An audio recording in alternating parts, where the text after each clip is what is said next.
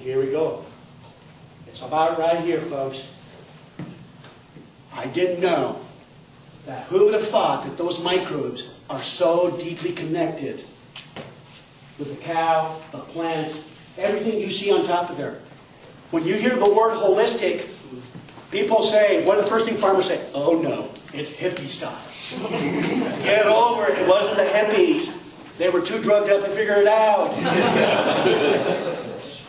The reality is, when we say wholes and holism, it's saying that nature works in cycles. She's cyclical. Whole means you've got to see that whole picture, how everything's connected. That's what they're talking about. Some people have caught on to that. What I walked away is with fragments.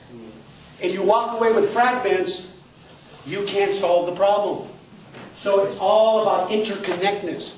Isn't it ironic? Our country is very interconnected communication-wise, but very disconnected from the ecosystem.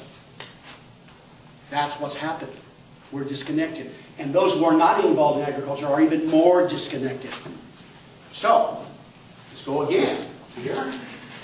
Now, I love this slide. A lot of you know Joe Salatin, right? Him and I were in the same speaking group.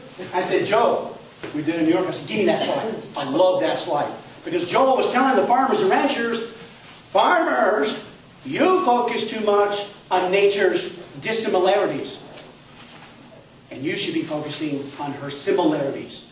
And he goes, well, what do you mean by that? Okay, this is what he talks about. I want you to tell me, ladies and gentlemen, I want you to raise your hand. I want you to tell me which of these slides is from Africa and which one is from Virginia, Stratton, Virginia, and they get 31 inches of precept. It's his farm.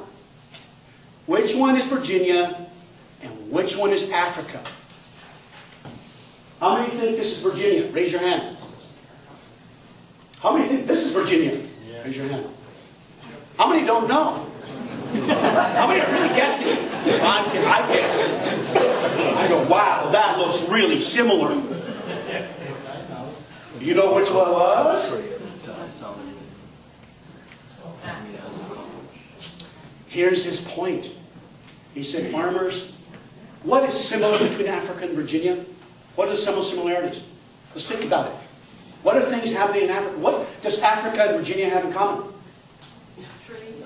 Trees. Let's start thinking. What else? Climate. They got climate. Some of the climate bees sort of similar.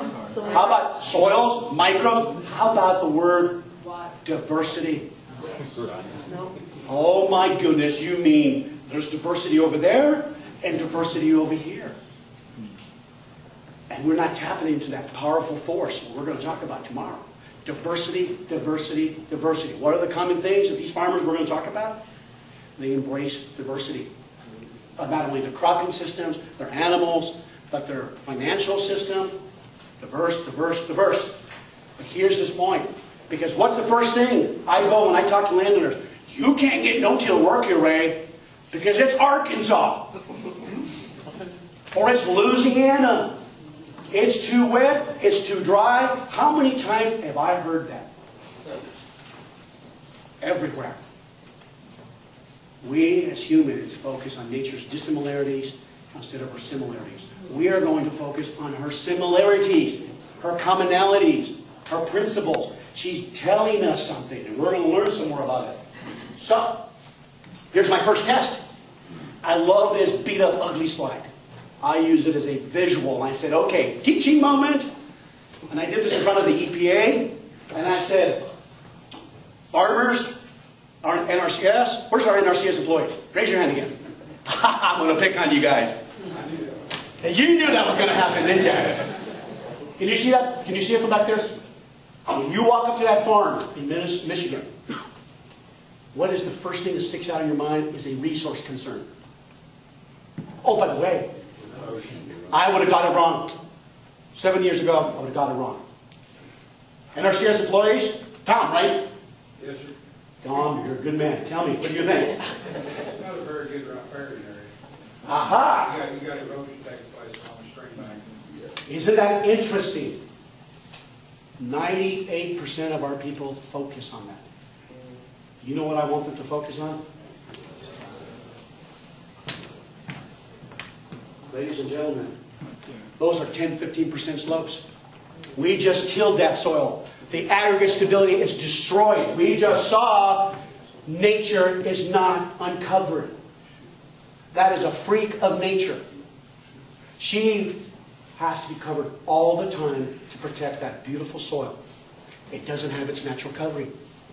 You know what I told the EPA? We don't have a runoff problem in this country. Where did they get that guy from? I'll say it again. We don't have a runoff problem in this country, ladies and gentlemen. We have an infiltration problem. See, because the moment you say runoff, you know what's going to happen, Tom? We're going to stand behind the diaper. That's a buffer as a diaper. I call that a diaper practice. I love buffers. Don't misunderstand me. But if the soil is bare, 98% of the soil is bare, and you have this little diaper, oh my goodness, it's a diaper. Water hits it, soil sealed, 15% slope, you have sheet flow goes to channel flow, and then the diaper's going, oh my goodness, it's too late. The battle is right where that 20, when that raindrop falls at 20 miles an hour. The battle is right there, ladies and gentlemen. Runoff is a symptom of poor infiltration. See the difference now? You want that water not in your pond. You want it in your soil. You can't grow grass from your pond. It's all about infiltration.